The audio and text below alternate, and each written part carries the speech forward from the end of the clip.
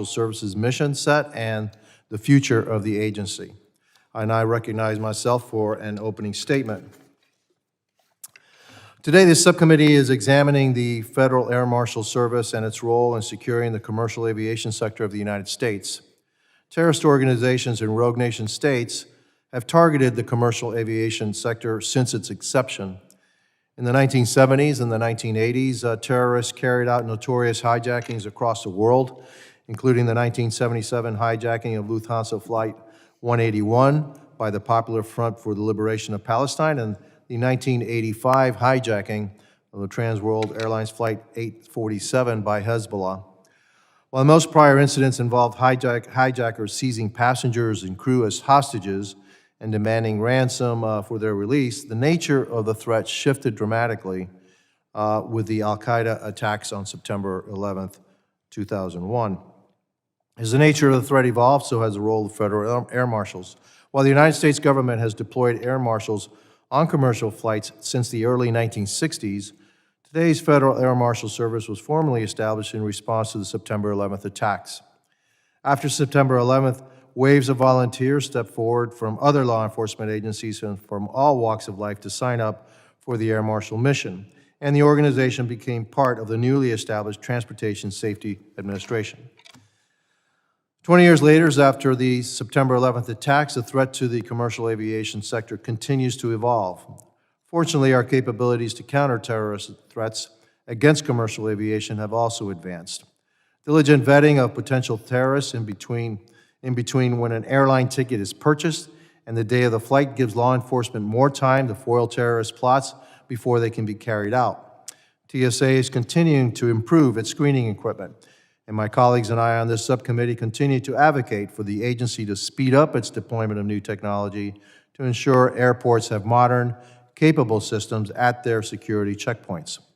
TSA also offers training like the Federal Flight Deck Officer Program to airline flight crews to respond to in-flight threats. It is critical that we are proactive in staying ahead of the threat and continually look for opportunities to sharpen our capabilities and enhance our technologies.